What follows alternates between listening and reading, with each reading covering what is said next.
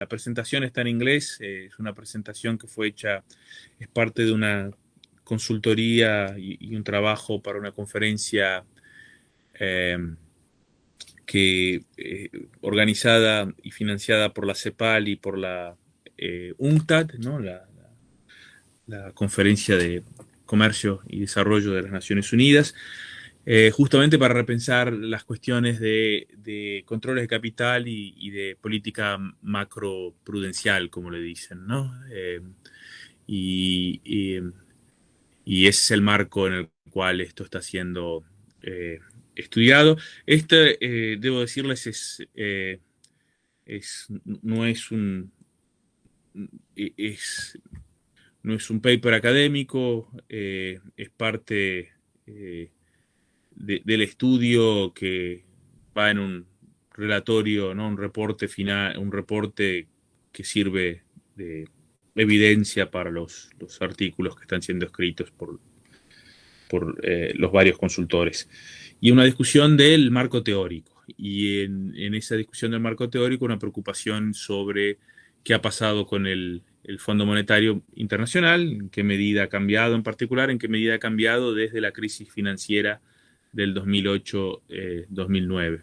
Ese es el marco en el cual esto está pensado y en el cual viene esta discusión. Yo tengo alguna experiencia, yo trabajé por algunos años en el Banco Central de la República Argentina y un poco de ahí supongo viene mi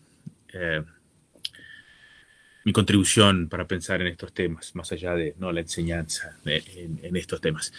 Si pasás a la siguiente, les digo lo que yo más o menos pretendo hacer. Yo lo que pretendo hacer es primero de vuelta discutir un poco la visión del FMI sobre los flujos de capital, las medidas, ¿no? Para controlar los flujos de capital, lo que ellos llaman acá en inglés en la sigla las CFMs, ¿no? Capital Flow Management Measures, que ellos yo uso un poco la terminología un poco diferente, pero las medidas de control de capital más directamente y medidas macroprudenciales.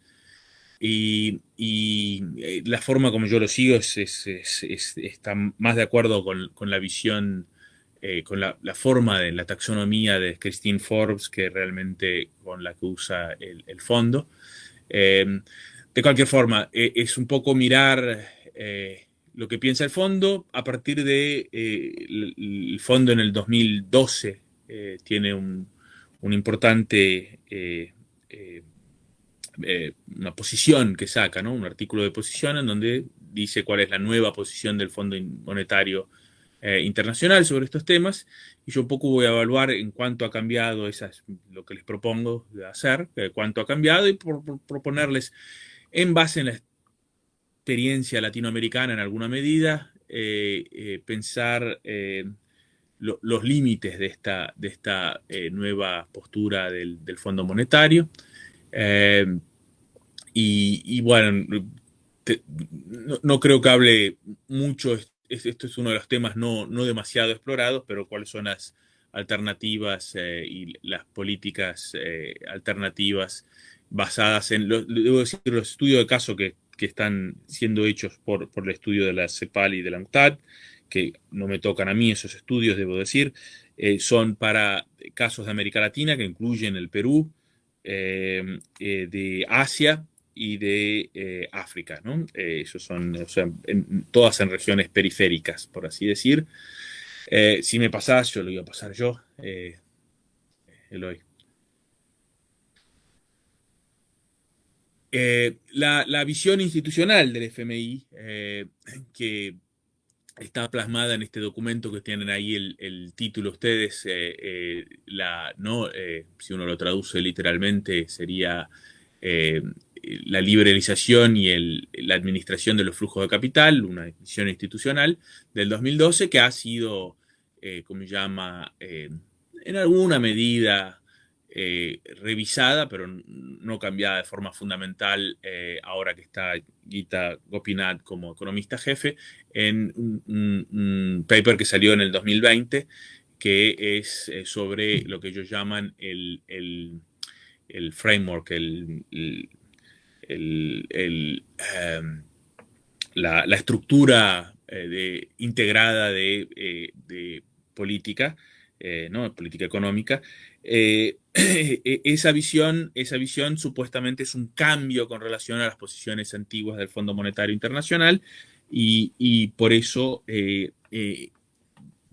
es importante tenerlo en cuenta. Sugiere que las crisis financieras han hecho con que el Fondo Monetario haya cambiado, ¿no? La visión, por lo menos la visión que tenía en los años 90, que eran más favorables supuestamente a la liberalización financiera, ¿no? Esa supuestamente sería el cambio. Yo debo decir, yo tengo un articulito que salió en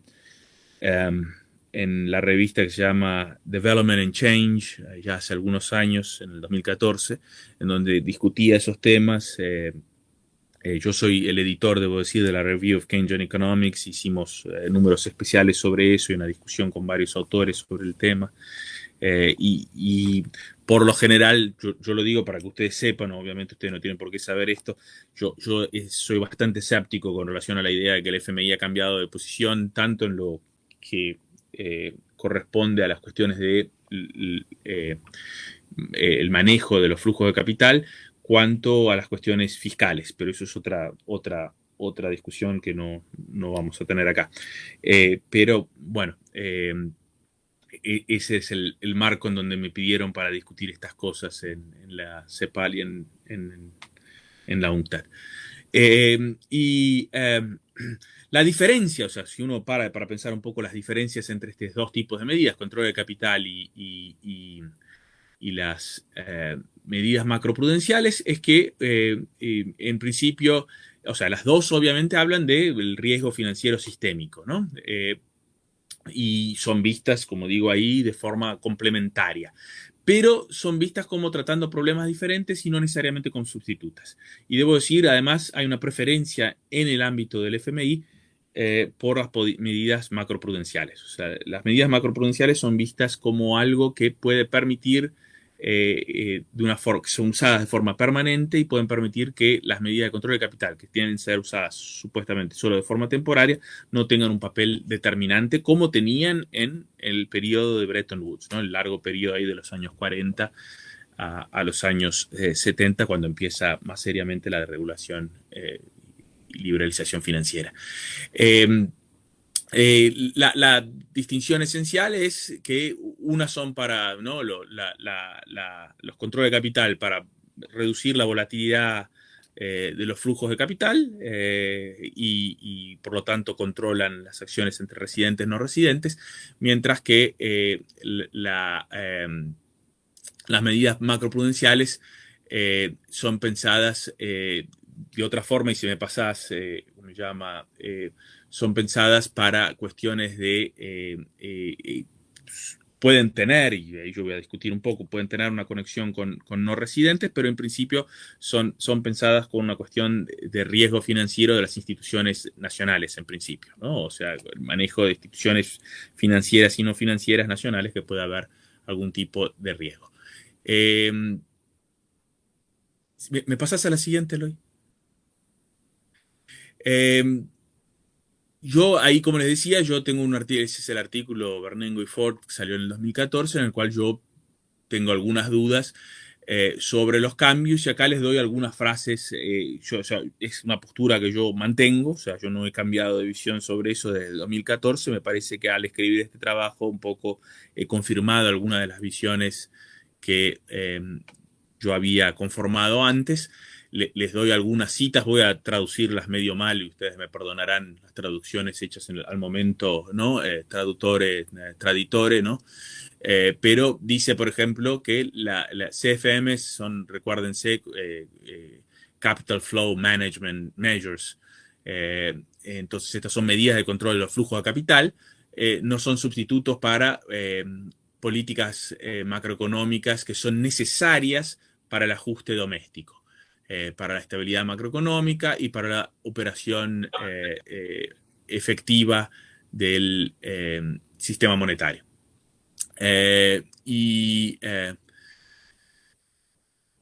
y siguen ahí, yo les doy otra cita el más reciente, ¿no? Para que no digan que, bueno, este es del 2012, han cambiado de visión en estos momentos.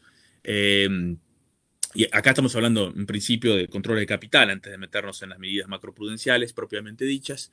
Eh, eh, lo que dice, esto es sacado y es esencialmente escrito por Gita Gopinath, la economista jefe del FMI, dice que cuando hay imperfecciones, ahí el uso activo de políticas de intervención en el tipo de cambio, políticas de macroprudenciales, MPM son políticas macroprudenciales, y CFMs es lo que ellos usan para control de capital. Yo uso CCM, ¿no? En vez de CFMs, pero bueno.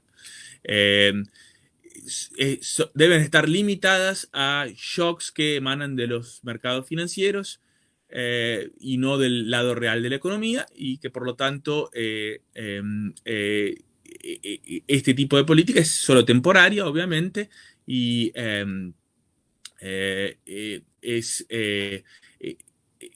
hay un modelo estándar, es el modelo estándar que no ha cambiado, que está y hace parte ese estructura que les dije de política que ha planificado y usa el FMI. Entonces ella nos dice claramente y siguen usando el modelo estándar de siempre, y hay una separación entre lo real y lo monetario, algo que autores keynesianos o estructuralistas en América Latina siempre fueron un tanto críticos de esa posición de que se puede separar lo real y lo financiero, y en esto el FMI sigue pensando de modo convencional.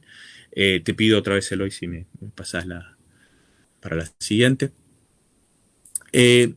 Acá creo que es importante, mirando históricamente, ¿no? Y si pensamos lo que el FMI hacía hacia el pasado. O sea, si uno piensa cuando es fundado el FMI, Keynes, White y esos planes iniciales en los cuales la preocupación de ellos, por lo menos de modo teórico, no necesariamente operativo como funcionó el FMI, pero desde un punto de vista teórico, la preocupación era evitar los problemas de balanza de pagos y no promover ajustes que fueran, obviamente evitar también la volatilidad que era típica del periodo de entreguerras, ¿no?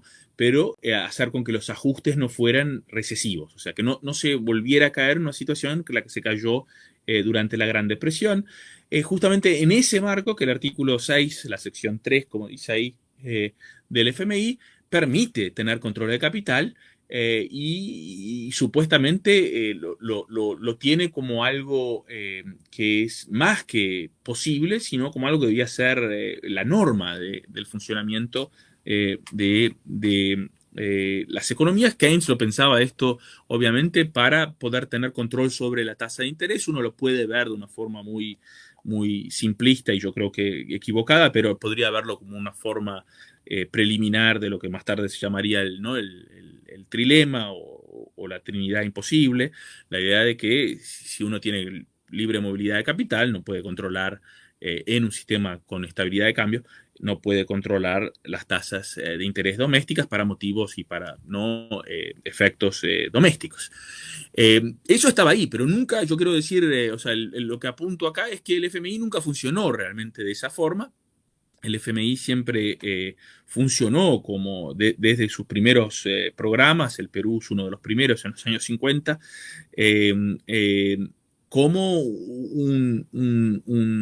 un instrumento de los acreedores en los países desarrollados, en donde se imponían condiciones duras para el pago de las deudas externas. O sea, eso siempre fue parte de la norma, y en donde se veía de alguna forma que los controles de capital eran en alguna medida negativos, ¿no? Y otra vez, si me pasa, yo siempre las quiero pasar ahí, pero me adelanto.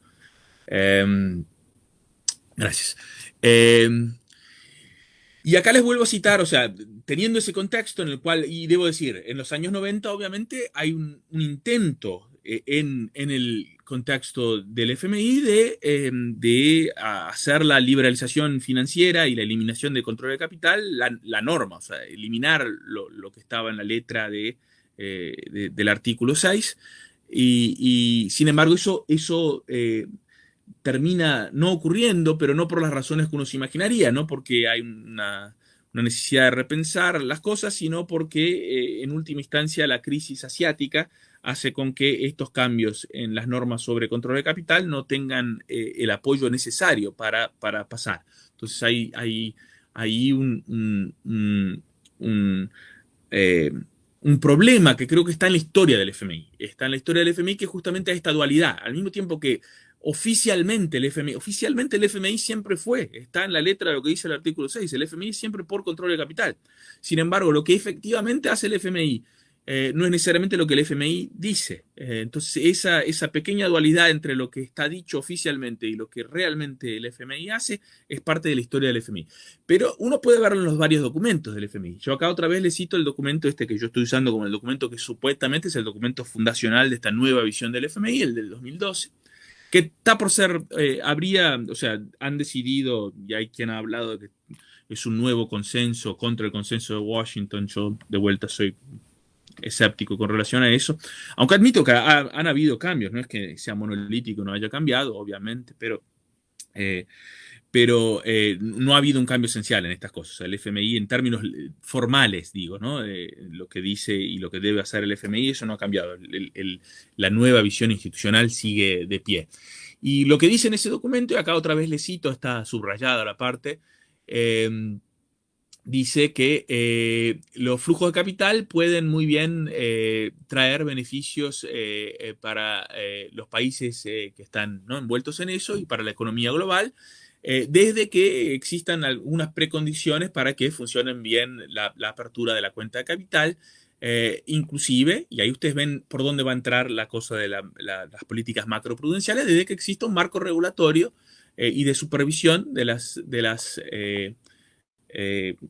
funcionamiento del sistema financiero que permita la libertad de movimiento de capital. Entonces, desde que, hay que pensarlo de esta forma, hay problemas reales y problemas monetarios, desde que se controlen los problemas monetarios, o sea, desde que los bancos no haya excesiva especulación financiera, los bancos no presten demasiado dinero a agentes con poca credibilidad, no deberían haber crisis financieras, y los flujos de capital permiten en última instancia alocar los recursos de forma eficiente y no hay ninguna razón para pararlos. Esa es la lógica asociada a esto.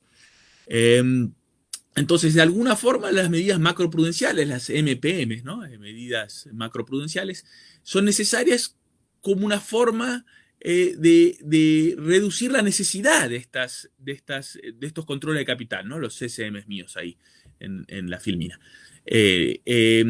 La idea es que la apertura de la cuenta de capital es algo positivo que todavía debe ser buscado desde que uno tenga un marco regulatorio más robusto. Esa es la idea que se saca de la crisis financiera del 2008. O sea, hay que poner, como se llama, regulación, y hay unas cuantas medidas que están por lo general en el marco del BIS, ¿no?, del Bank of International Settlements de Basel III, que más o menos permiten, y más algunas otras cosas que fueron adicionadas desde la crisis del 2008-2009, que son los necesarios para mantener este nuevo marco regulatorio y una apertura financiera. Si me pasas a la siguiente, Eloy, te agradezco. Entonces, más o menos uno lo puede pensar de una forma simplificada, ¿no? Es que hay una relación entre, no sé si ustedes ven cuando yo paso la flechita, pero bueno, hay entre el sector externo, ¿no?, los extranjeros, y los bancos, hay una barrera ahí que es en donde estarían los controles de capital. El gobierno puede obviamente interferir en eso. La otra sería la división entre las firmas y las familias, y el sistema financiero, visto acá de forma bastante tradicional como sistema financiero, como un intermediario entre, de alguna forma, firmas y familias. Acá es en donde entrarían las medidas macroprudenciales. Entonces, en la medida, es verdad, y ahí lo verán en la siguiente filmina, hay situaciones en las cuales, obviamente, porque también hay familias y firmas y bancos del lado de acá que no están explicitados, ¿no?, en el sector externo, pueden haber situaciones, obviamente, en donde los controles de capital y las medidas macroprudenciales se mezclan, en donde restricciones a ponerle a o reservas requeridas a préstamos hechos a agentes que están fuera del país son al mismo tiempo una restricción a un flujo de movimiento de dinero de un país al otro, al mismo tiempo que son una medida macroprudencial sobre la capacidad de préstamo de los agentes financieros. Entonces, obviamente puede haber alguna especie de como dicen en inglés, overlap, ¿no? De coincidencia entre las medidas macroprudenciales y las medidas, que es lo que está, si me pasas a la siguiente, Eloy, es lo que está dicho acá. O sea, que existe una posibilidad que en algunos casos, acá el ejemplo que dan es cuando los influjos de capital al sector bancario contribuyen a un boom doméstico. Acá el FMI piensa, de vuelta esto es el FMI de 2012, como les dije, es el que voy a usar todo el tiempo como forma de pensar estas cosas, dice, bueno, acá en estos casos existen posibilidades de hacer cosas como un impuesto no, reservas sobre los depósitos para reducir estos flujos que de alguna forma son los que están causando este problema doméstico. Entonces existe alguna posibilidad de que estas cosas estén mezcladas, y esto genera algún grado de, si quieren, de confusión entre las dos, y es por eso que hay algún grado de flexibilidad sobre la posibilidad de control de capital. De vuelta, el hecho de que estos controles de capital sean vistos como temporarios va contra la letra de lo que yo le decía, ya estaba en el FMI, etcétera, desde antes. Si me pasás a la siguiente. Entonces acá tienen ejemplos de lo que son estas cosas, no son, no es una lista exhaustiva, ¿no? De tanto los controles de capital como de las medidas macroprudenciales, requerimientos para los influjos de entradas, impuestos, o sea, las tradicionales de precios y de cantidades. Estas son las tradicionales para los controles de capital, para las medidas macroprudenciales, como límites en la adquisición de activos, límites en lo que la exposición de los bancos, ¿no? Pueden pensar, como yo dije, acá no están los stress tests, etcétera. Hay varias medidas que se usan para ¿no? Diferenciales de reservas, dependiendo ¿no? De tipo de activos, no solo de, como dice ahí, de monedas, etcétera. Todas esas son medidas macroprudenciales y más o menos ven cómo pega con lo que yo les había dicho, cómo están asociados antes. Entonces, si pasamos a la siguiente, empiezo a pensar un poco en el nivel teórico cuáles son los problemas de esta visión. Y la lógica de esto, debo decirles, es una lógica que ha quedado parada en el tiempo. Este es el famoso diagrama de Meltzer. Meltzer lo presentó, creo que en 1963, está publicado por el 67, 68, Lloyd Meltzer. Y es esencialmente la idea, lo tengan en los modelos, ¿cómo se llama? Intertemporales de la cuenta corriente, lo tengan en los modelos más antiguos tipo Mundell-Fleming, no importa mucho. Las ideas que están por detrás de esto son exactamente las mismas que están en este grafiquito muy simple que se puede usar en los cursos de grado. O sea, la idea es que por la abundancia de capital, las tasas de interés supuestamente deberían ser más bajas en los países centrales, y que en los países periféricos. La movilidad del capital, por lo tanto, está justificada justamente como una forma alocativa, ¿no? De que permite que, una vez que hay un diferencial de tasas de interés, que los flujos de capital vayan hacia la periferia, que esos flujos de capital hacia la periferia ¿no? mueven la curvita de ahorro, si quieren, y también la mueven en el otro lado, en el centro, y hay una convergencia en donde hay una mejor alocación de los recursos, y los países con escasez de capital en la periferia tienen acceso a... Esa es la lógica que está en todos estos papers. La Gita Gopinath habla de que ellos usan en el marco teórico de ellos dos modelos. Ella lo llama dos modelos nuevos keynesianos. Ella lo llama uno microfundado, y el otro empíricamente orientado y cuantitativo. Esto es lo que yo acá llamo de alguna forma el modelo intertemporal y el modelo, como se llama, agregativo, pero es la misma idea. O sea, el agregativo es el empírico, el intertemporal es lo que ella llama empíricamente, microeconómicamente fundado, o sea, es teóricamente más robusto supuestamente.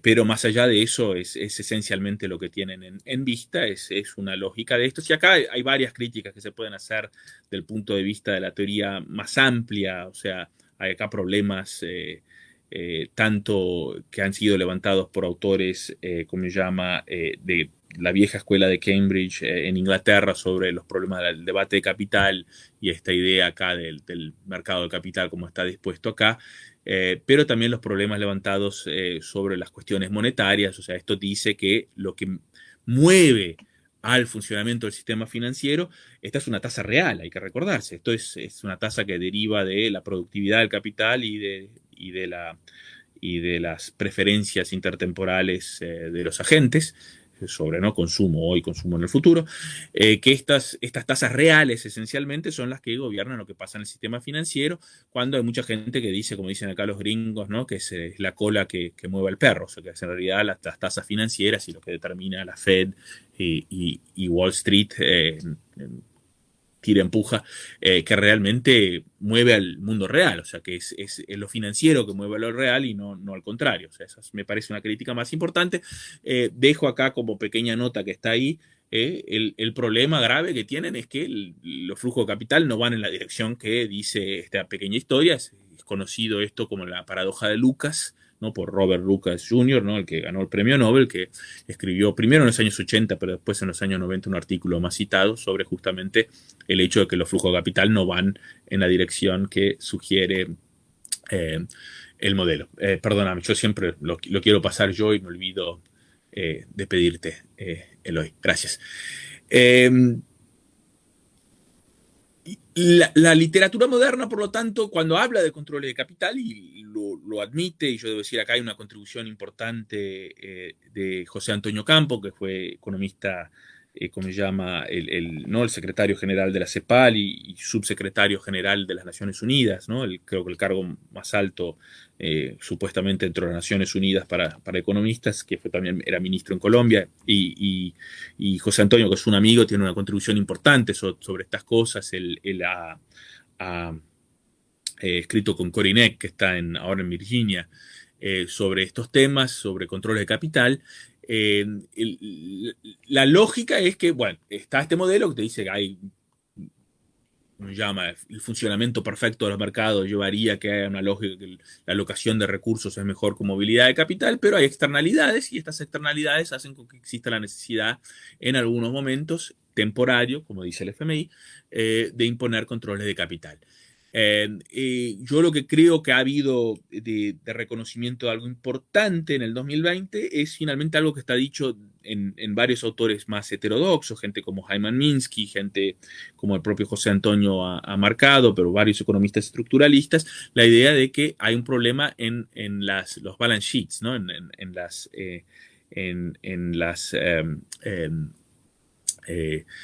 particularmente con diferencias en deuda en una moneda o en otra moneda. Eso tiene efectos muy, muy profundos sobre el funcionamiento y la vulnerabilidad del sistema financiero. Eso no es propiamente una externalidad y es un problema estructural, y eso ha sido reconocido por el FMI. Dicen que es la principal fuente de vulnerabilidad financiera. Eso me parece un avance dentro de la discusión del FMI.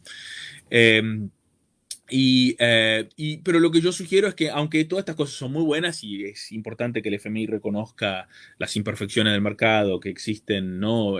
Problemas entre los balances de los agentes financieros y no financieros, con los cuales esos desequilibrios internos generen, como se llama, problemas estructurales que llevan a crisis financieras, siga habiendo un caso acá hecho. O sea, siguen siendo más o menos en la dirección de que la movilidad de capital y la, ¿cómo se llama?, liberalización financiera son una buena idea desde que uno pueda eliminar estas imperfecciones. O sea, si la regulación financiera permite eliminar y reducir los riesgos asociados a estas imperfecciones, el sistema financiero todavía genera una solución óptima. O sea, hay una crítica menos profunda. Más interesante, si me pasás sobre esto, ha habido toda una literatura. Eloy, si pasás a la siguiente. Sí, perdón. Parecida.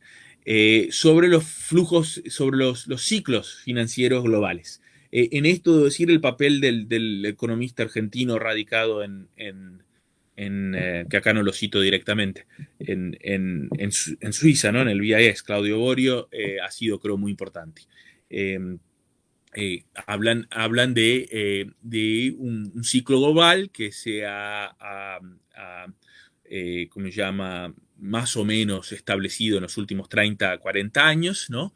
Este ciclo global tiene algunas características importantes, ¿no? En que los flujos, particularmente los flujos brutos, ¿no? Los flujos netos se mueven en la misma dirección y es básicamente fácil de verlo. Yo debo decir acá la vieja historia de que los flujos brutos son importantes porque demuestran otra cosa relevante en esto, algo que ya lo sabían varios de los observadores del funcionamiento del sistema financiero internacional. Yo acá destaco el papel de Charles Kindleberger. Kindleberger lo tenía claro. En una pequeña monografía de los años 80 decía justamente eso, que es el sistema financiero que mueve al sistema real, no al contrario. Es una crítica profunda, me parece. Y decía además que los flujos brutos, cuando uno los mira, obviamente por la dimensión de ellos, los flujos netos pueden ser más chicos a veces que los flujos de la cuenta corriente, ¿no? En la cuenta de capital y financiera. Pero cuando uno ve el tamaño de los flujos brutos, se da cuenta que por su dimensión, lo que está moviendo los tipos de cambio y lo que obliga y genera la volatilidad financiera y obliga a las políticas de los bancos centrales es en última instancia, como se llama, la cuenta financiera y de capital y no la cuenta corriente o comercial, obviamente. Y acá ha tenido también Hélène Rey un papel importante. O sea, la otra autora, y acá yo la cité a ella más que a Claudio Borio, ha tenido un papel importante en hablar sobre el papel de los flujos brutos y sobre el ciclo global. Pero ella misma dice acá yo le cito un paper famoso, creo que este estaba en la conferencia que hacen anualmente el Banco Central de la Fed de Kansas en Jackson Hole, que es probablemente la más importante de las conferencias de la Fed en Estados Unidos. Y ella dice que, acá le cito de vuelta explícitamente, el problema es realmente el exceso de crédito. O sea, los bancos están acá dando exceso de crédito y los controles de capital deben ser vistos, acá estoy más o menos traduciendo medio, como sustitutos parciales de las medidas macroprudenciales. O sea, la idea es que los controles de capital deben ser usados de forma temporaria para manejar estos flujos que son muy elevados, etcétera, porque las medidas macroprudenciales no son suficientes. O sea, hay una aceptación de que por las imperfecciones y por la dimensión de esto hay una necesidad de ellas, pero de forma temporaria.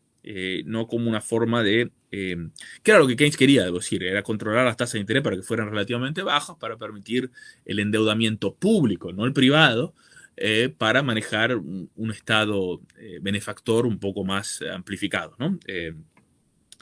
Pero bueno, la lógica es la lógica de Barry Eichengreen, ¿no? Que también está en un libro mío, es un viejo conocido, que dice que o sea, situaciones emergenciales requieren soluciones de emergencia. Y esa es, creo, la lógica de cómo el FMI y la teoría convencional todavía enmarcan la discusión sobre los flujos de capital.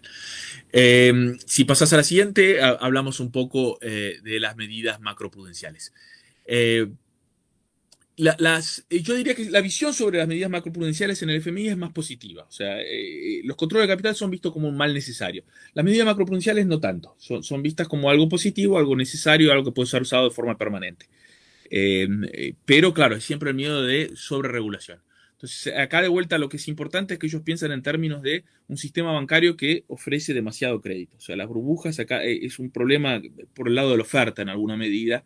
Eh, y obviamente hay agentes por el lado de la demanda que no son creíbles y confiables y hay Ponzi schemes y todas estas cosas, pero en última instancia, si por el lado de la oferta esto fuera controlado, no habría problema.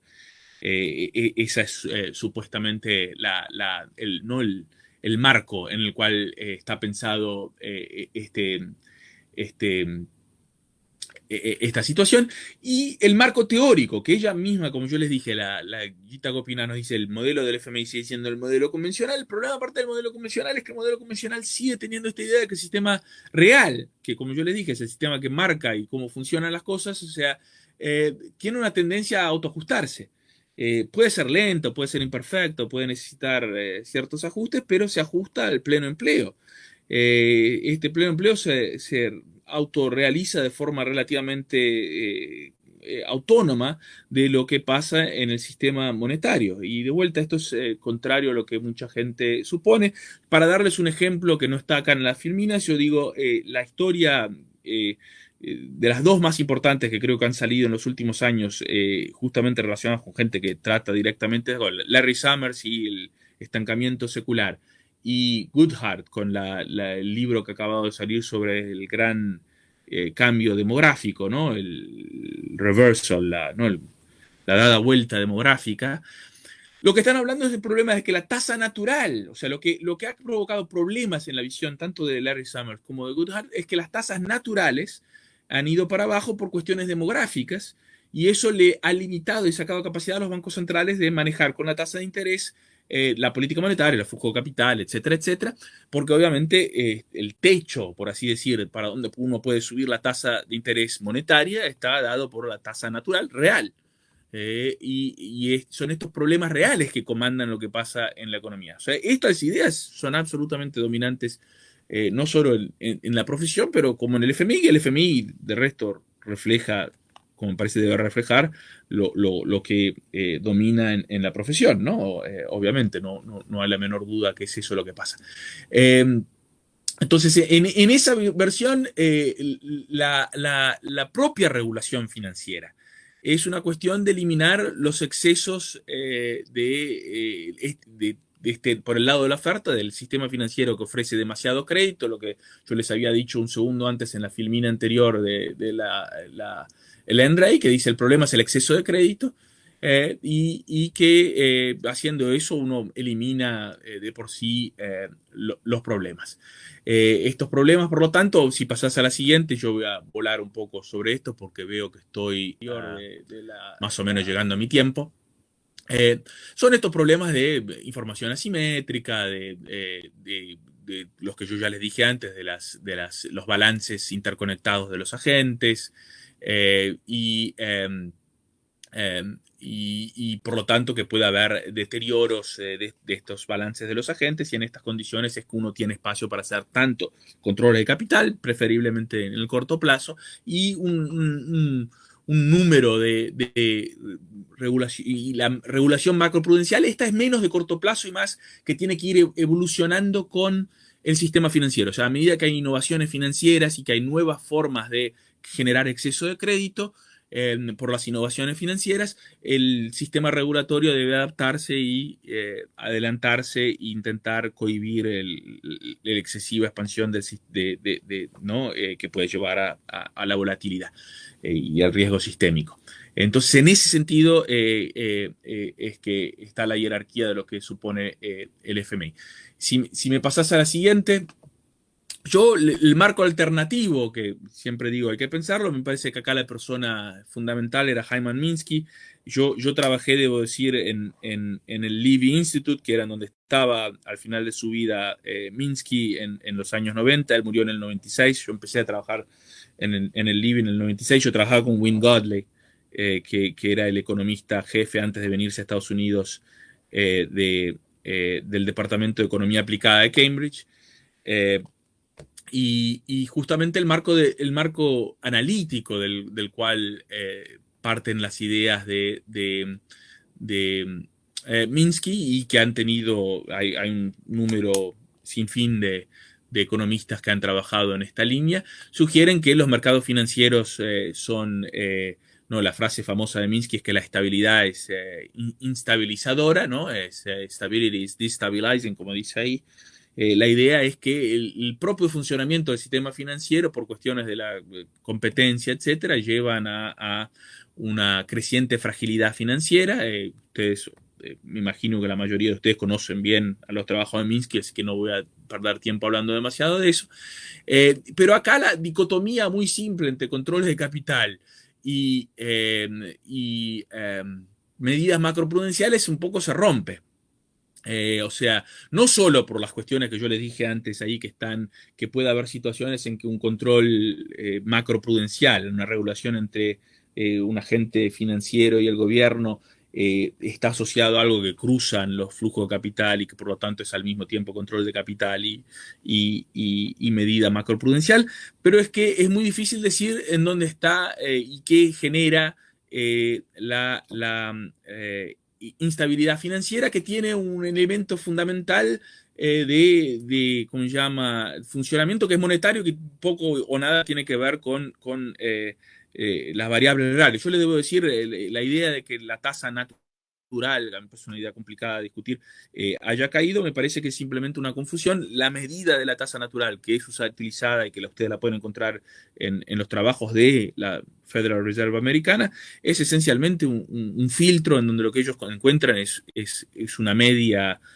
como se llama, medio complicada de las tasas actuales. O sea, es una tasa monetaria, en última instancia no tiene nada que ver con la productividad del capital o con las preferencias intertemporales de los agentes. Y la razón por qué es más baja es porque con las sucesivas liberalizaciones financieras y las burbujas que ha habido en Estados Unidos, ha habido una necesidad de la Fed de rescatar al sistema financiero y la ha obligado a la tasa de a intervenir no solo sobre la tasa de corto plazo, pero que es sino la política de quantitative easing, ¿no? Sino intervenir en la otra punta, en la punta en donde se compran no solo activos como los de, como se llama, mercado inmobiliario, pero también activos, o sea, han adquirido grandes cantidades de títulos públicos de largo plazo. Entonces actúan sobre el otro lado de la curva, ¿no?, del yield curve, y por lo tanto afectan las tasas de interés de largo plazo también, que han venido para abajo, y es la razón, yo diría, por la cual uno ve estas cuestiones. Esto es más fácil de explicar en un contexto en el cual dice justamente que lo que comanda el proceso son los procesos financieros, no los procesos reales, y los procesos reales lamentablemente vienen atrás de esto. Yo lo que voy a saltarles un poco, si me permiten, en esta discusión, porque era una discusión que envolvían, si me pasas a la siguiente, Eloy, muy brevemente quiero que pensemos un poco el papel que tiene Estados Unidos y la Fed en todo esto. Porque si vamos a hablar de control de capital, el papel del FMI, etcétera, el FMI es, y yo siempre cito en esto el trabajo de una figura que tiene muy poco de heterodoxa o crítica de la teoría convencional, que era Yadik Bhagwati, que era profesor en Columbia, y decía, ¿no?, el complejo Wall Street FMI.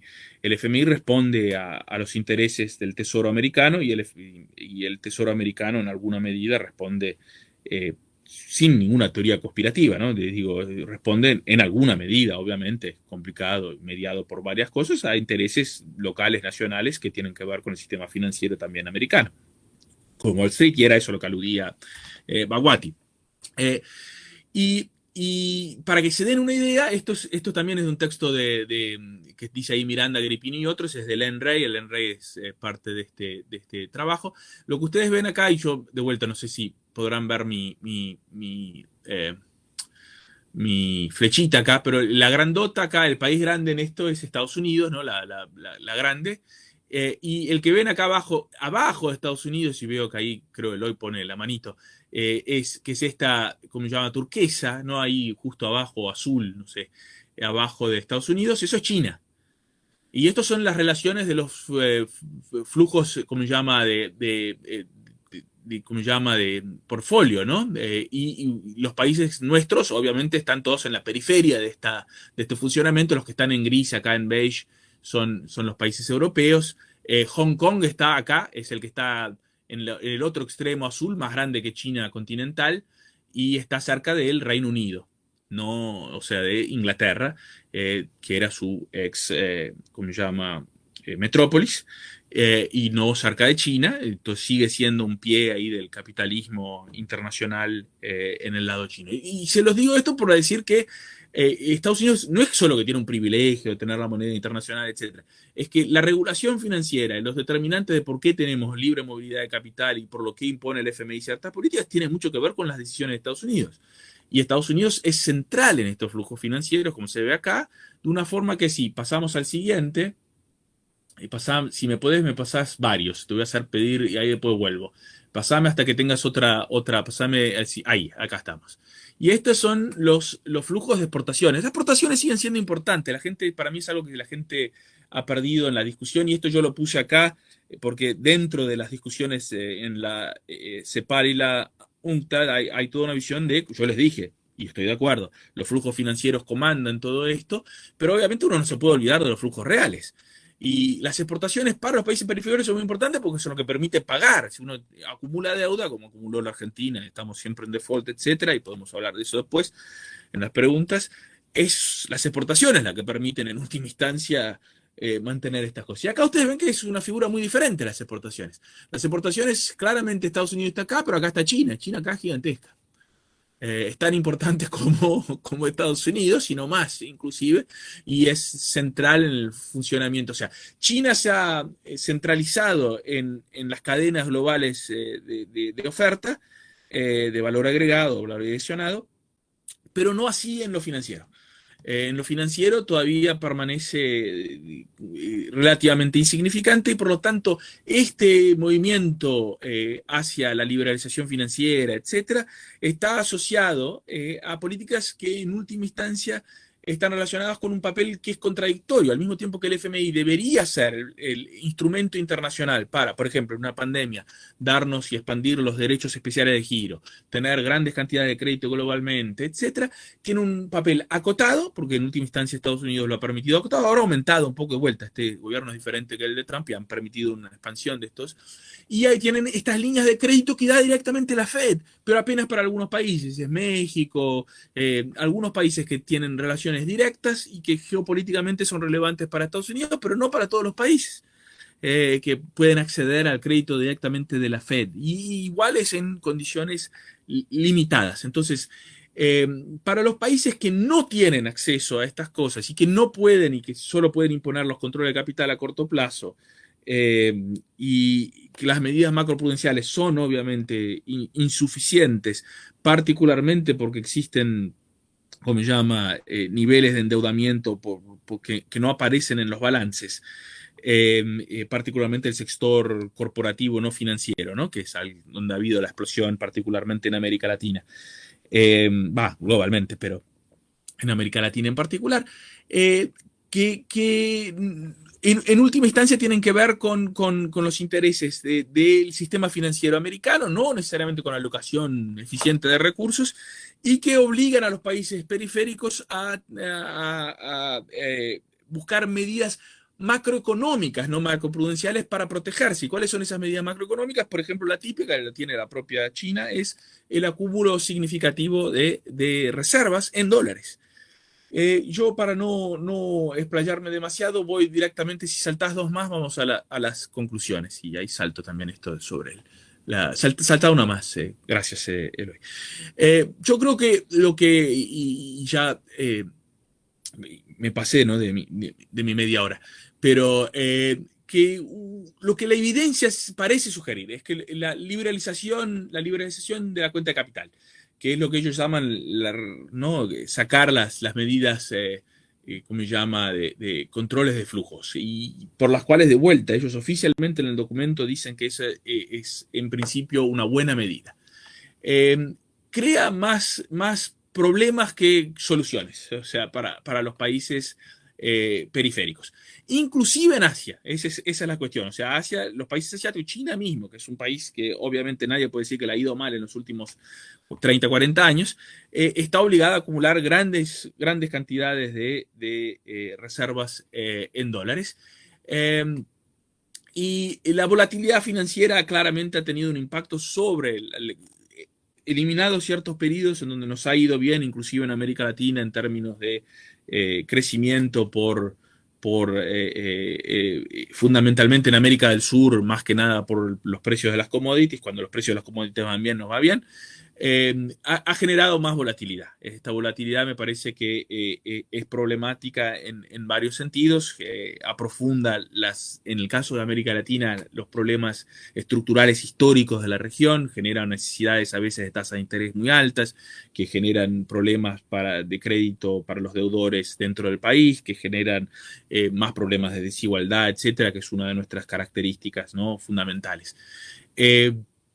Yo creo que hay una tolerancia y una persistencia en el sistema. Acá cito a la economista hindú Jayati Ghosh, que es parte del grupo que está escribiendo sobre el tema. Esto es sobre el paper que ella escribió para uno de los casos asiáticos. Se sobreestima la capacidad del sistema financiero de autorregularse y su capacidad de no tomar demasiado riesgo. Los propios criterios de Basel ponen énfasis en eso, en la capacidad del propio sistema financiero de alguna forma de autocontrolar su capacidad de promover excesivo crédito.